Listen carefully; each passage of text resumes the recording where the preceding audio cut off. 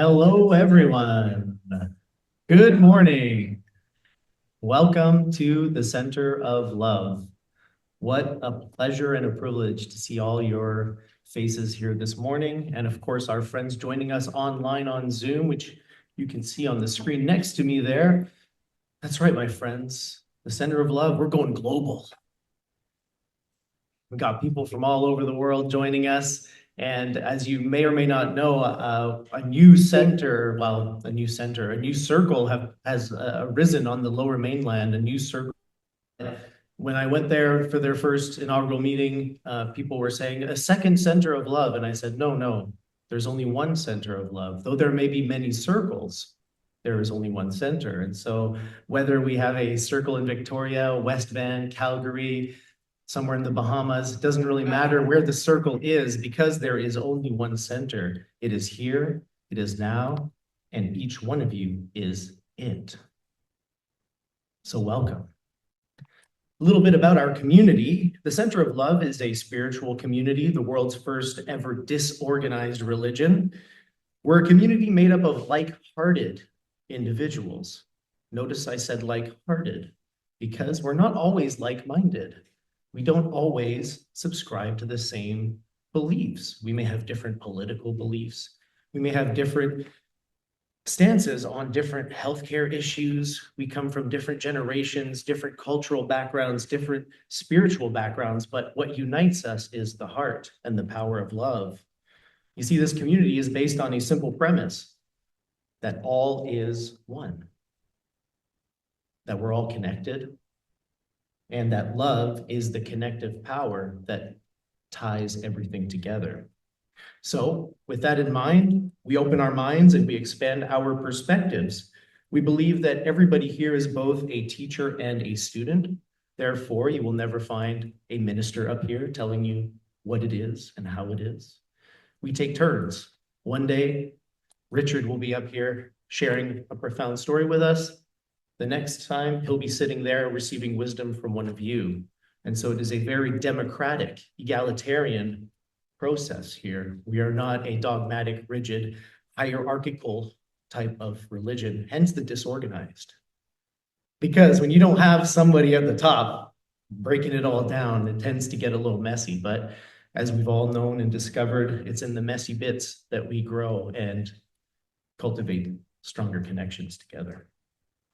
So that's us in a nutshell, my friends. The usual format here is that somebody will share some wisdom, some truth, some insights with us. We will contemplate these things. And then for about 40 minutes, we will form a circle and we will just have open, deep conversation. And during that time, we either give the gift of our truth or we give the gift of our listening, which is a very valuable gift in this day and age, my friends. Being heard, being seen without judgment, without having this idea of, well, you're wrong and I'm right.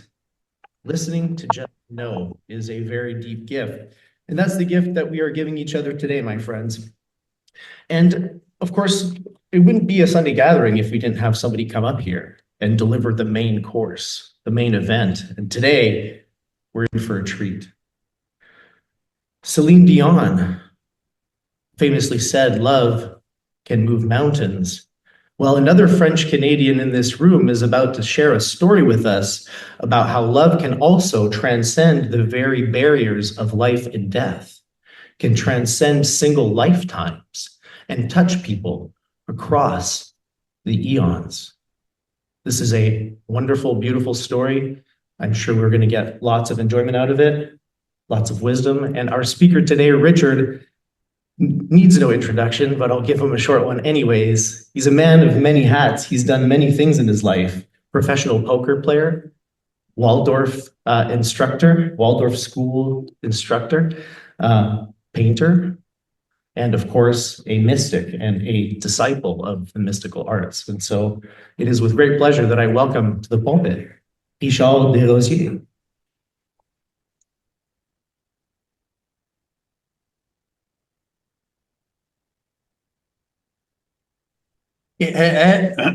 Sorry, I'm excited and stressed at the same time.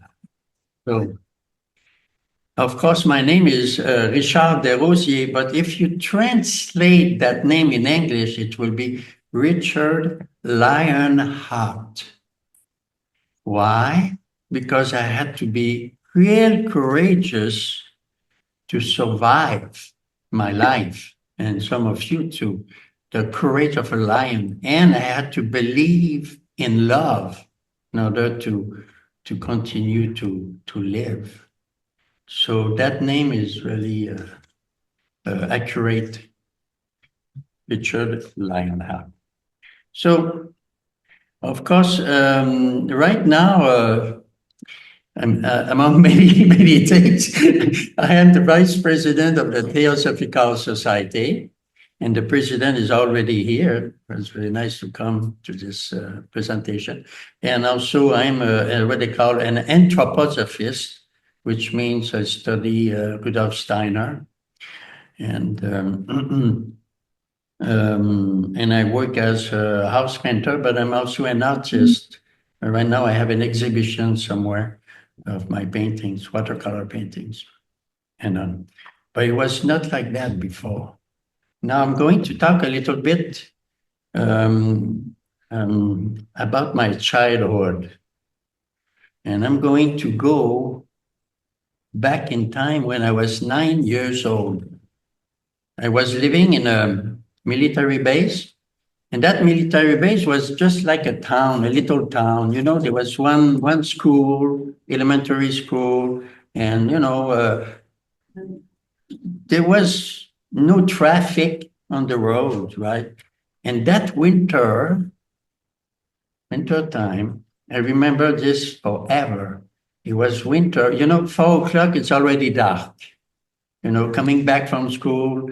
And at that time, you don't have the school bus, you have to walk 1 mile, 2 miles to go back home, no problem. So I was walking alone, surrounded by that white snow everywhere, a lot of snow. And the feeling of purity, especially at night, everything is quiet, and you look up and you can see the star. It was quite a moment. And then this, I said, and I said very loud, I talked to the cosmos. And I said, please pick me up. Please, this cannot be my family. I'm going home. This cannot be my family. That's impossible. Impossible. I'm not from here. I know you pick me up, And I was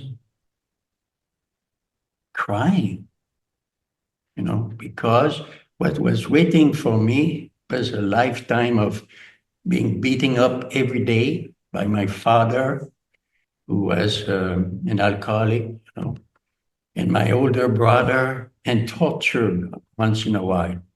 It was a terrible life. However, he told me that I knew the worst was to come. That was nothing compared to what happened later. You have to understand also, when you are born with the energy to face the things that will happen in your life. So even if I had a lot of trauma happening, I was still a jovial, happy boy, But this was terrible. I felt like I was a martyr. Martyr? That's how you say that. Anyway, my mother, who I knew loved me, that was the good aspect of it. She decided to send me in a boarding school at age 13. Apparently, my father beat me so bad, he thought I was going to die. You see? But there was something else happening too. There was sexual transgression. Not too serious, but he was also homosexual. And then happened 13 years old. I did not know anything about sex. I did not. I still believe in Santa Claus, and things like that. So that was quite a shock. And the years that followed, while I was at a boarding school. Um, it was the worst time of my life. My adolescence, my teenage year, I became introvert. From being out there, I became in. And and the boarding school during the weekend, I will go to my grandparents. The boarding school was 500 kilometers from my house. Right? I never came back home anyway. So, but I will some summer maybe, but that's it. I did not want to go back in a dysfunctional family setting, right? And so, but my grandparents, they were known as the Hitler family. Yeah, by the neighbors. Yeah. And then I was in the midst of that, and not too bad too. It was just like feeling like being in a concentration camp where I had to do forced labor. And oh my goodness, something. It was useful later, but I was miserable. So the reason I tell you that is to explain why I end up at 20 years old. I could not continue my studies. I was very good at school. In first grade, I missed 3 months. I had chronic bronchitis every year, and I finished first in my class. It did not matter. So I was very good. But at 20 years old, I wanted to go to university, but the government refused to give me a grant, so I had to go to work. I ended up working in mines for 4 years and a half. So that was the best time of my life. I was drinking, smoking, taking drugs, selling drugs, member of a motorcycle gang called the Road Slaves. Yes, I still have the letter RS branded on my shoulder in the initiation, but I will not tell you about the initiation, don't worry. So, and then what I was doing, I was so screw up, you know. I was trying to be as bad as possible, you know. But my mother love, which I have no doubt, was somehow deep inside of me, like a gem, and that prevent me of becoming a murderer, a very bad, extremely bad person. I was very close to murder 5 people in my life. So, and I was reacting to whatever happened at my young age. And then love again intervened in my life with my girlfriend. I met her. She was working at a restaurant there in the mines, and she was from Quebec City, and she was very nice. She was in love with me, and she made me realize something was wrong with me. Because of her, I decided to leave the mines after 4 years and a half and do a therapy, a psychotherapy called a primal therapy. So,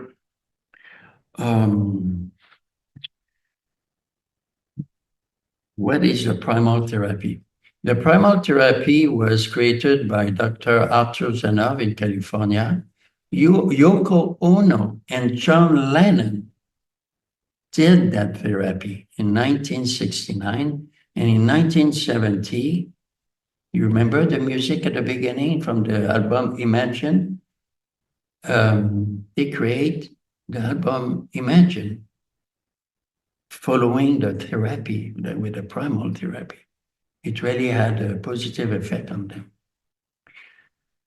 Primal therapy, another name for it is psychocellular therapy.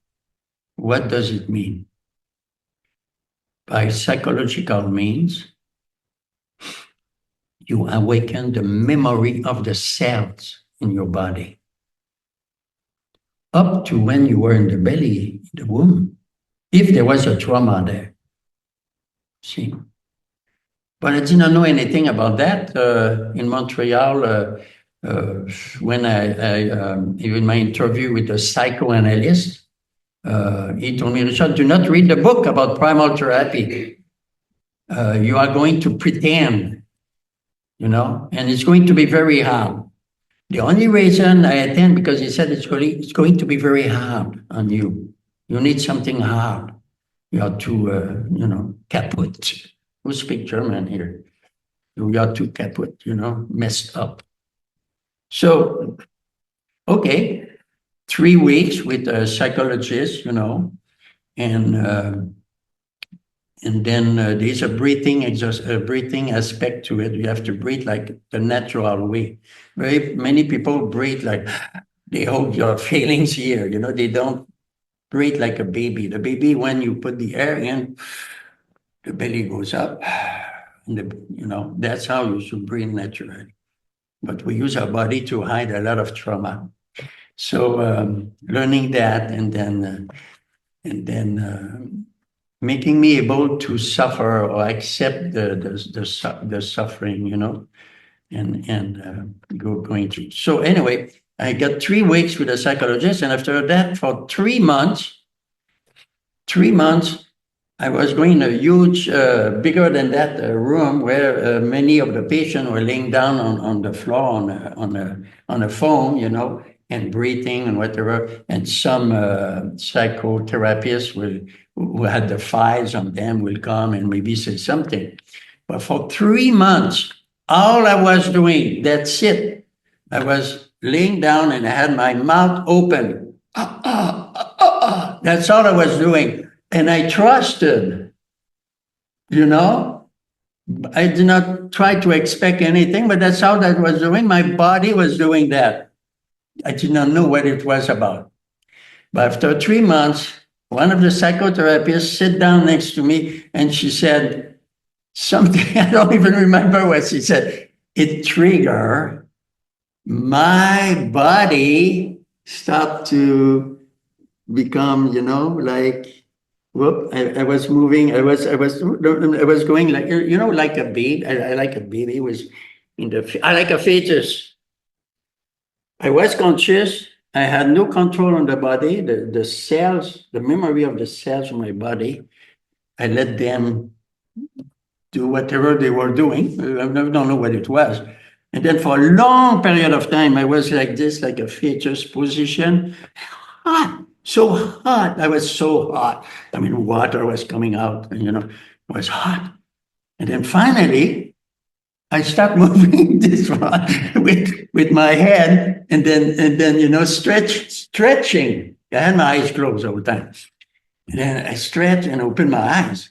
Everybody in the room was around me. And then I said, "What happened?"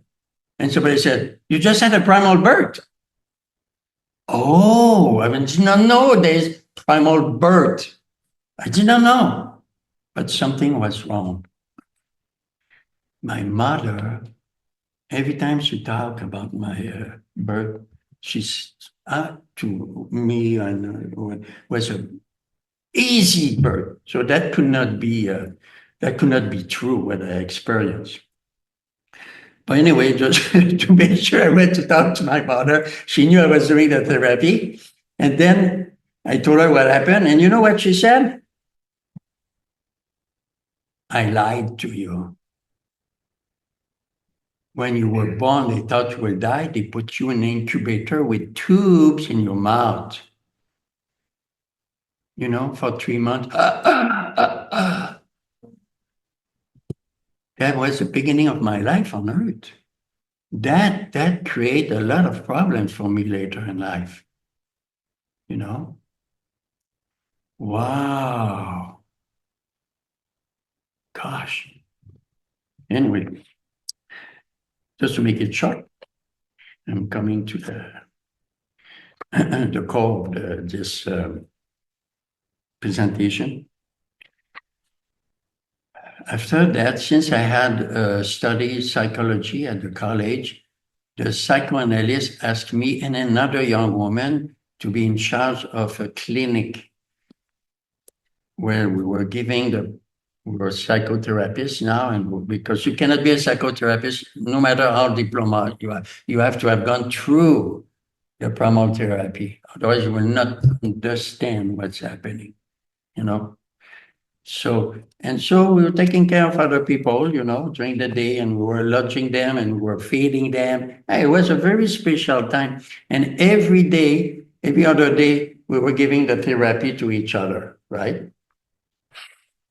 And then something else happened. I will not talk about it. It's called a primal scream. I still did not read the book, and I was giving the therapy, but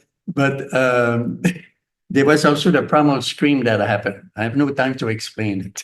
The primal scream also is, let's say that when that scream came out of me, it's like it destroyed the incubator, that pressure. It's just like amazing. After that, a lot of changes happened.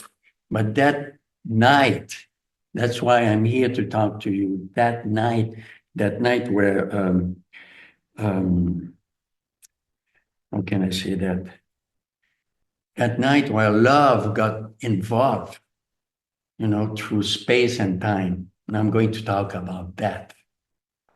But I wanted you to know that I was really messed up before, and also I had no clue, no knowledge of anything spiritual. Never heard the word master, never heard all kind of, never. I did not believe in Jesus and all these things. That was not, I could not believe in that. But wait a minute. That night, it's my turn. We are in this little room, and she, the other psychotherapist, is next to me. I'm on the floor. I still have, I'm uncomfortable. And she said, just yes, you're not well. As soon as she says you're not well, no, I leave my body from the head. I was here. My consciousness was here. There was the body I was inside. I have been inside. I mean, my body, but I did not have. I did not see it as my body. I see it as that's the body I was inside. Because me was here, the consciousness, the soul, consciousness. I was there on top of my body. And then I was naked and I shrank, I shrank, I shrank about that side. And I move in space. That's what happened. I did not decide that. That's what happened. I move in space on top of her belly. And suddenly I went inside her womb. And inside her womb, I was like being cradled in the middle, uh, at inside the ocean, being cradled, or in the cosmos and being cradled. It was an amazing sensation of, gosh, I never had that. And it was incredible. Oh, it was good. My mother was not good. My mother, I was suffering because she had a problem with my father beating her up, and she was crying when I was, I did not have the right basis. But that one, wow. Anyway, that lasts for an hour, and then I left the womb, and I came back on top of my body, and then I came back to the head and then I opened the eyes. I remember, I don't know, I did not know anything about these things at all. And I've never believed it. That's what happened. So I opened my eyes, I look at her, and I saw everything. She saw nothing. But her first words were, "You were well in my womb." She felt it. She felt I went into her room. Amazing.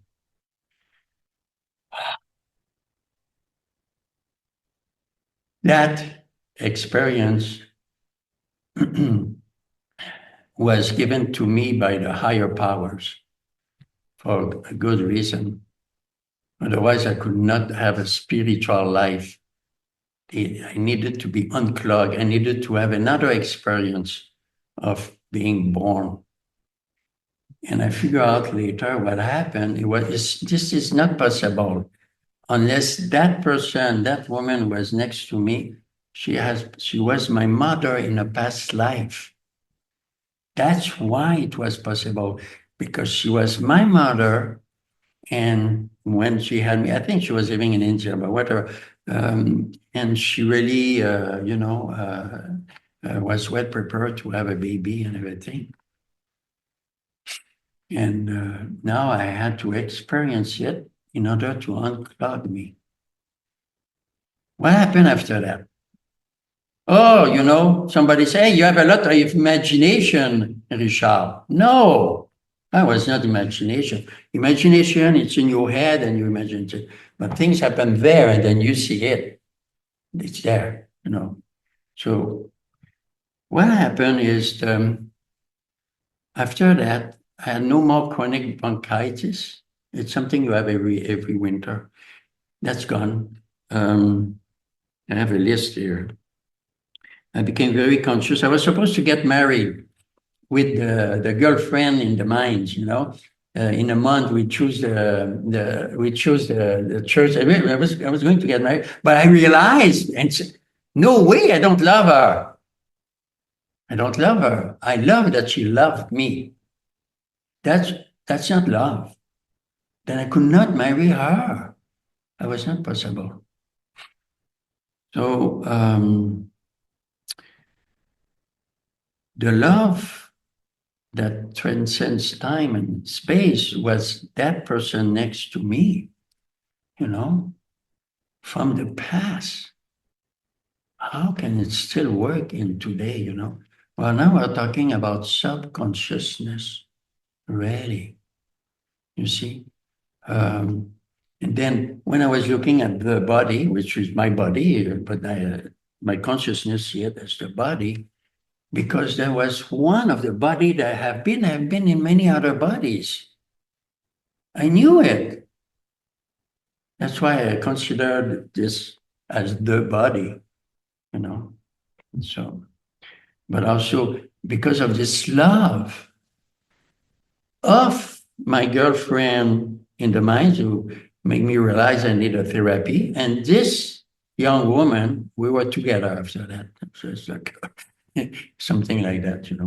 So, and wow, what happened is the gates of the invisible world opened to me. I could see beings of light, beings of darkness. I could see the aura of everybody. I did not know the word aura. I did not know these things were possible, but I know it's real, but it's not materialistic. It's not material, but I know it's there. So, wow. Then I met a woman, a great initiate, Natasha Kolesar. She created the Ideal Society near Cranbrook in BC. Then I met a master, Mikhail Ivanov. Now, if you look at Natasha Kolesar, when I saw her giving a lecture, she had a huge aura.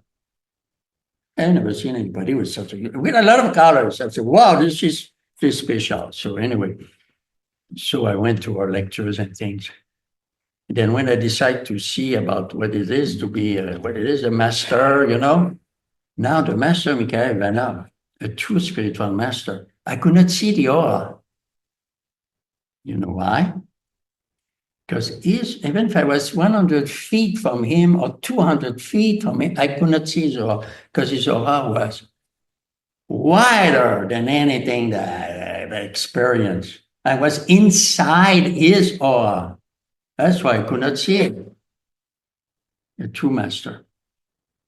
Sometimes you need clairvoyance to, if a politician tells you lies and then you see the dark being and you can see the dark cloud like I can do when somebody lies. So you know they are lying. It adds to your knowledge. Yeah. So was there really something happening? Well, of course.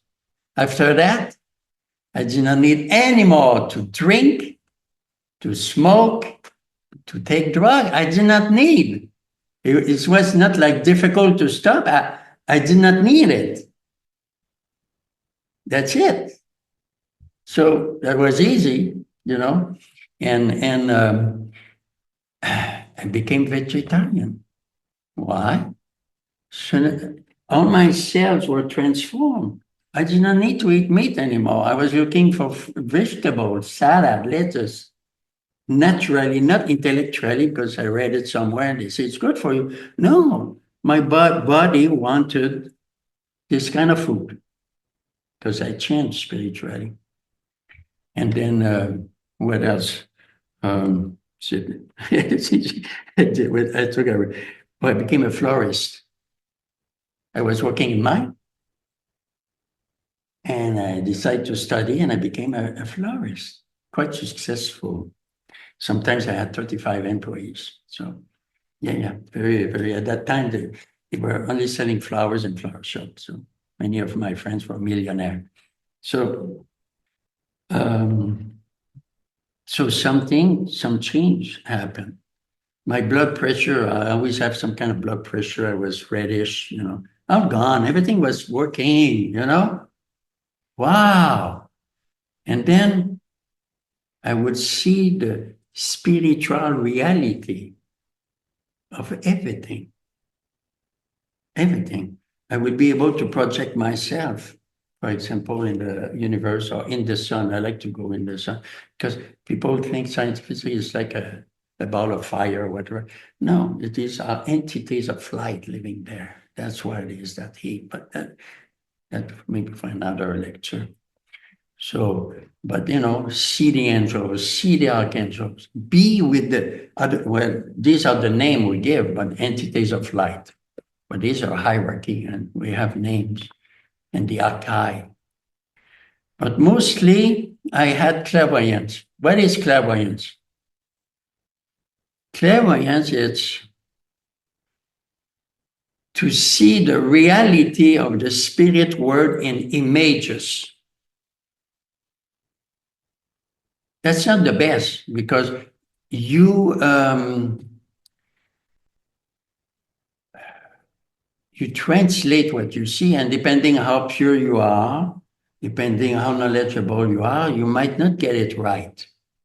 But in my case, after that, I studied. I studied for 50 years, about spirituality, you know, theosophy, anthroposophy, and, all kind of things I did.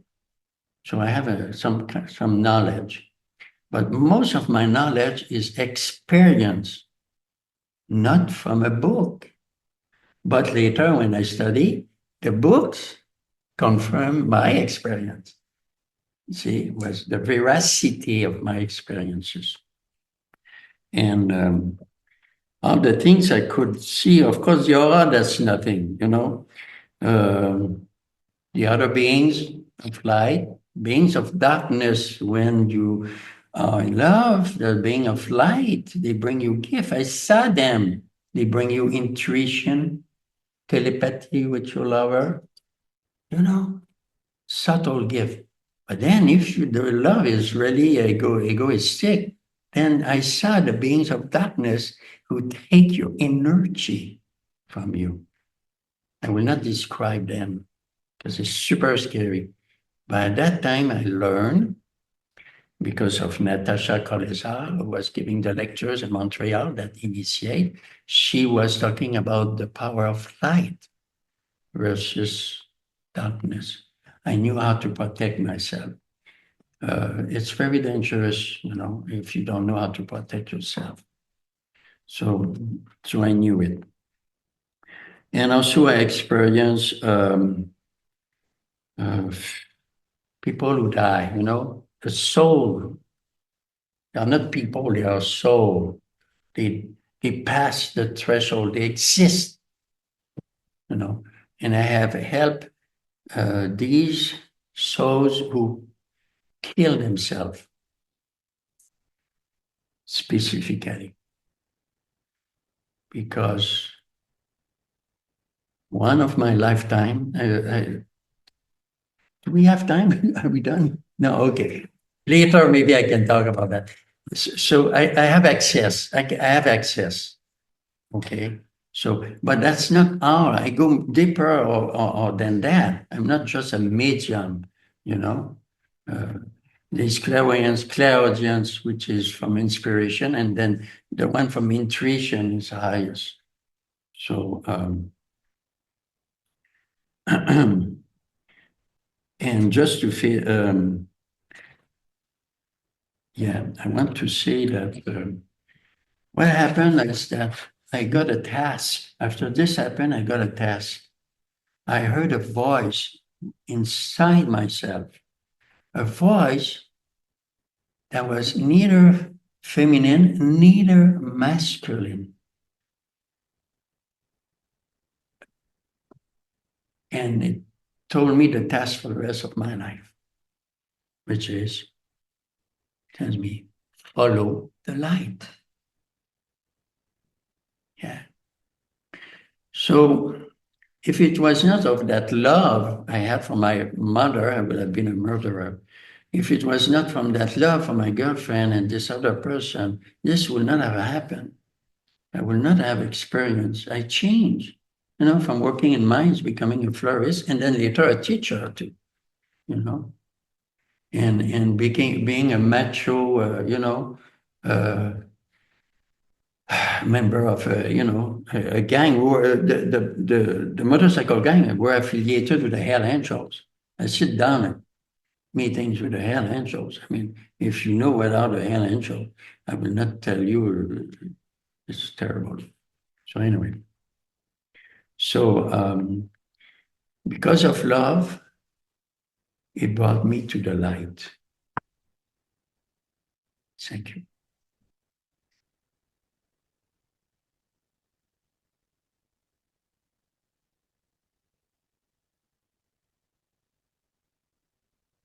So instead of doing a meditation, we're gonna actually see if there's any questions for Richard for the next 10 minutes, and then we're gonna open up a shared circle for just a wider discussion.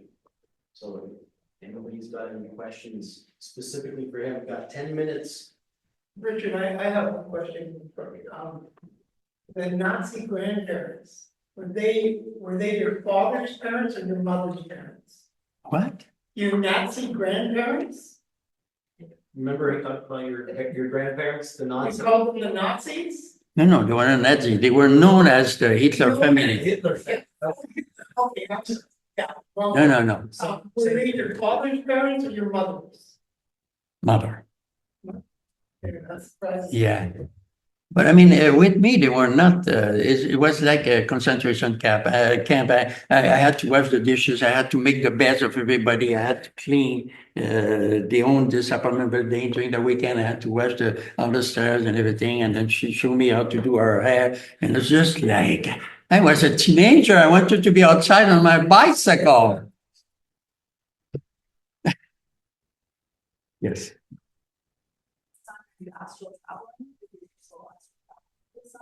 I project myself. So people do meditation. They do what is called that meditation when somebody talk or they put music. I'm not doing that. And that meditation I will do usually at the sunrise or before the sunrise in nature when it's quiet. And then I can really project myself. That's what I do. But In the sun, that's why is our higher self. We have a lower self, but it's a higher self. And the location of the higher self is there in the sun. But that's another, can I even give another lecture about that too? So, and there are these beings of light, connected to the creator, to the one. I do not call God, I call the one, yeah. And I try to avoid the name of angels, archangels, because people react to that, but I will use higher powers. The higher powers give me this gift. For some reason, they wanted me to become spiritual. Yeah. If something you don't understand, if your mind is just like, go ahead, hit me, tell me, I don't believe what you said. You have a lot of imagination. Yeah.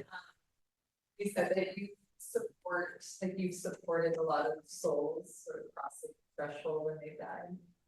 No, I support those who kill themselves.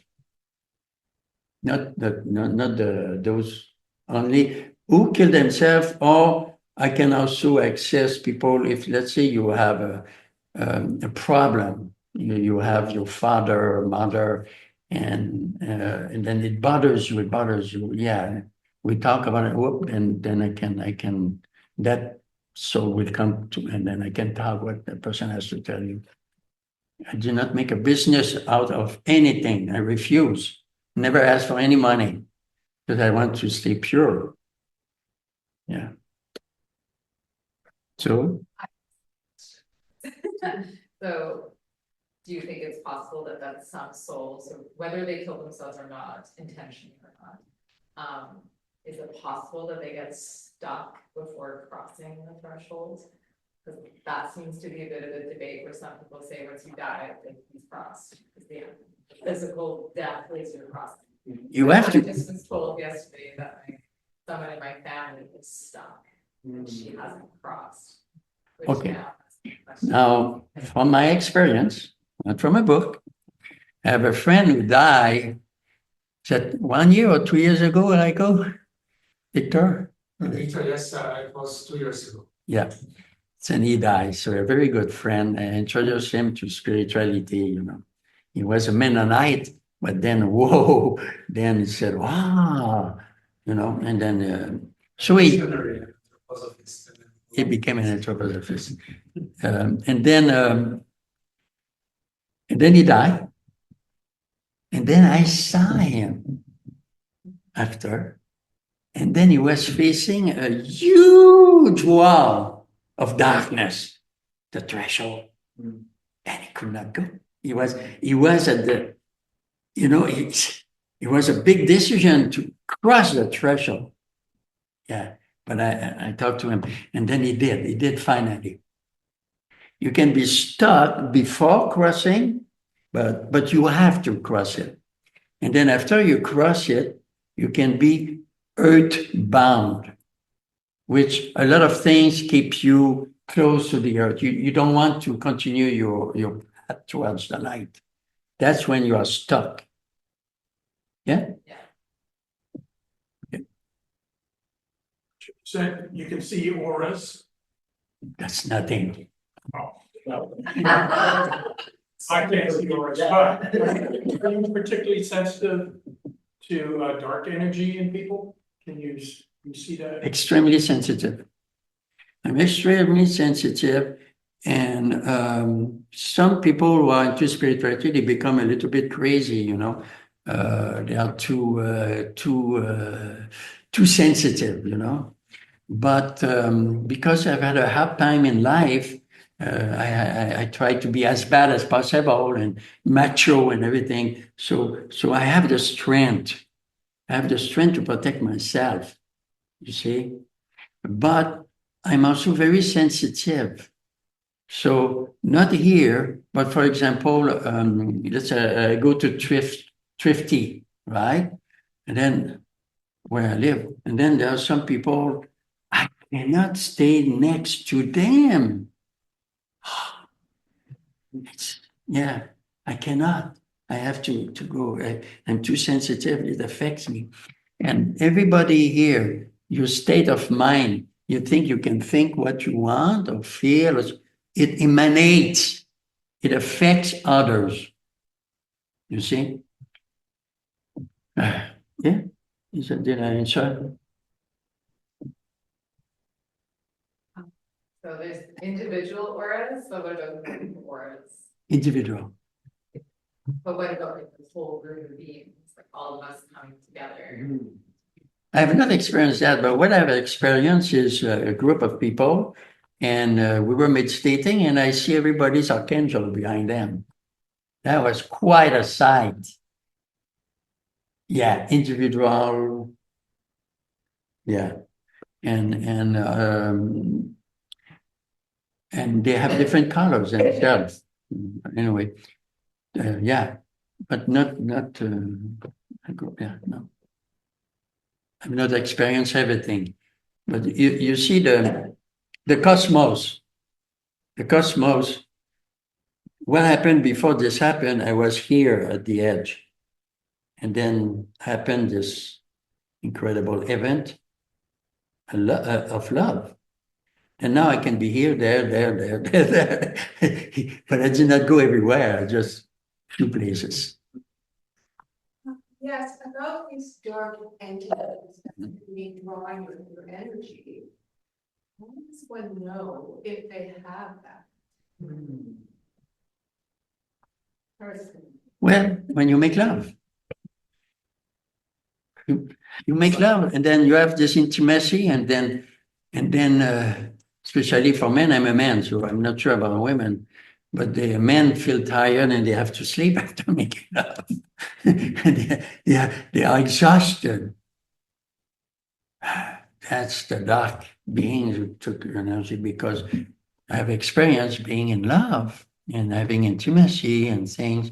And like I said, I saw these beings of light bringing gift, like it was like, wow, beautiful.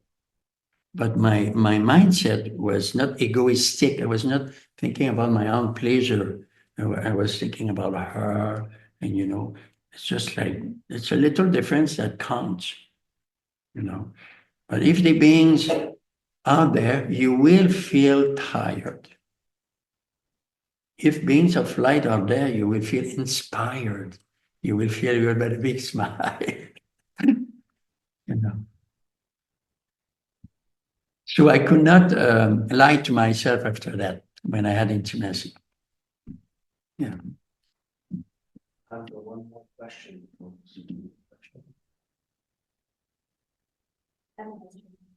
Do people have individual angels, or are there angels that are angels for the same person or for different people? One angel for different people.